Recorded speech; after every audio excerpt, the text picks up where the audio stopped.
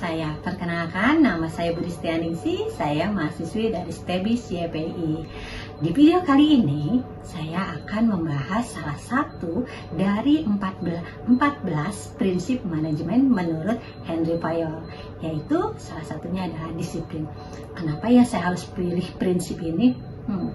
Karena menurut saya, disiplin itu adalah dasar dari semua pekerjaan. Mau perusahaan besar, mau kecil, maupun untuk kalangan yang ke bawah, itu kalau orang-orang di dalamnya kita tidak disiplin, pasti akan sulit mencapai tujuan. Nah, di video ini saya akan membahas siapa sih prinsip disiplin, nah bagaimana penerapannya di perusahaan ataupun di lingkungan kerja yang kecil pun, apa manfaatnya kalau kita terapkan dan apa sih risikonya kalau kita diabaikan ya.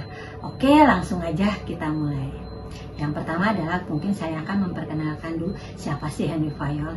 Ya, sebelum masuk ke pembahasan ya seperti saya sudah infokan, kita akan kenal dulu siapa Henry Fayol. Nah, Henry Fayol adalah seorang ahli manajemen asal Prancis yang dikenal sebagai salah satu tokoh penting dalam perkembangan ilmu manajemen modern.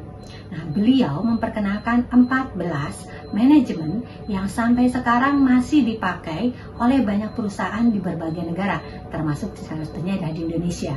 Nah, walaupun yang kita tahu teorinya itu sudah berusia lebih dari 100 tahun ya, ternyata prinsip-prinsip itu masih sangat relevan.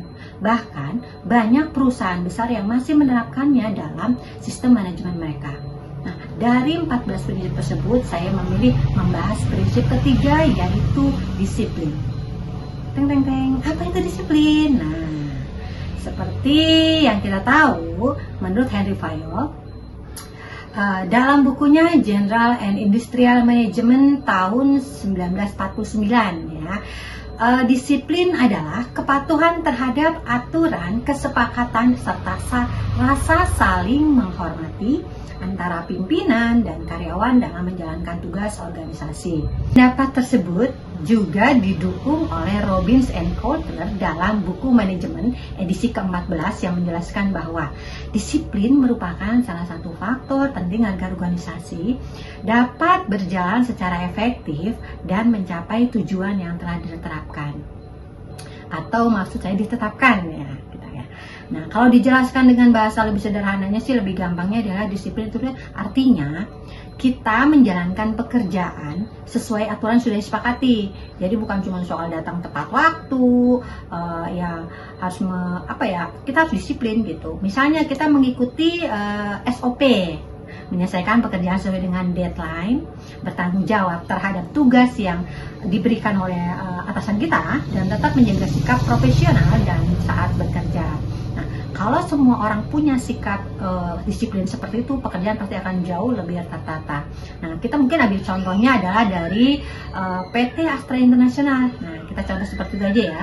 Salah satu perusahaan otomotif terbesar di Indonesia dengan jumlah karyawan yang sangat banyak.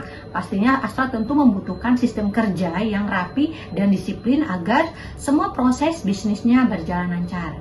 Contoh paling sederhananya tadi, disiplin terhadap jam kerja.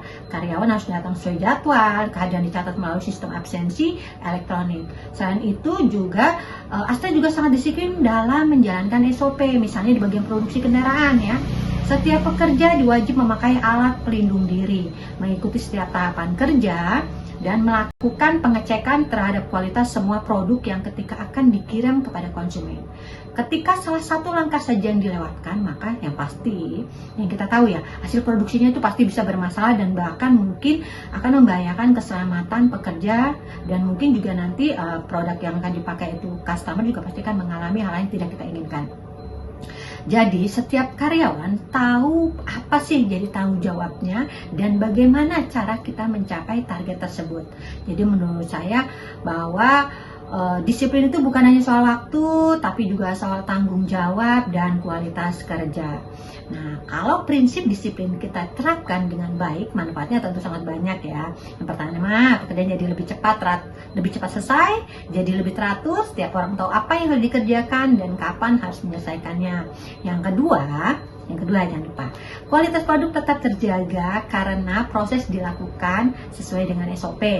Yang ketiga adalah risiko kecelakaan kerja yang bisa ditekan karena semua aturan keselamatan dipatuhi. Selain itu juga yang pasti adalah pelanggan juga akan lebih percaya kepada perusahaan mampu memberikan produk-produk yang berkualitas secara konsisten. Nah, dampaknya adalah kalau disiplin itu kita abaikan.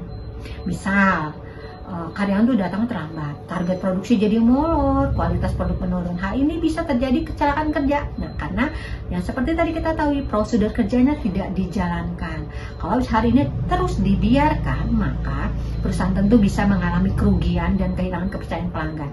Nah, artinya jadi kita simpulkan bahwa ada prinsip disiplin yang menurut Henry Fayol itu bukan hanya soal menaati aturan, ya, tapi lebih dari itu. Disiplin adalah tentang bagaimana kita bertanggung jawab terhadap pekerjaan, menghargai waktu, mengikuti prosedur, dan menjaga profesionalisme. Nah, seperti yang contoh tadi sudah informasikan terkait dengan perusahaan PT Astra International. Nah, seperti kalau kita di lingkungan mahasiswa, kita sebagai mahasiswa, berarti ketika kita harus disiplinnya dalam melakukan kegiatan belajar, ya, harus disiplin datang ke kelas, mengerjakan tugas tepat waktu, dan bertanggung jawab setiap kewajiban yang kita miliki. Nah, kalau dari sekarang kita sudah terbiasa disiplin, nanti kita saat masuk ke dunia kerja kita juga akan lebih siap menghadapi berbagai tantangan. Oke, mungkin dari itu saya bisa sampaikan mengenai prinsip disiplin menurut Henry Fayol. Terima kasih untuk teman-teman semua, dan terutama terima kasih juga untuk Bapak dosen yang sudah menyimak video ini sampai selesai. Demikian dari saya, Budi Setianingsih. Saya ucapkan terima kasih. Wassalamualaikum warahmatullahi wabarakatuh.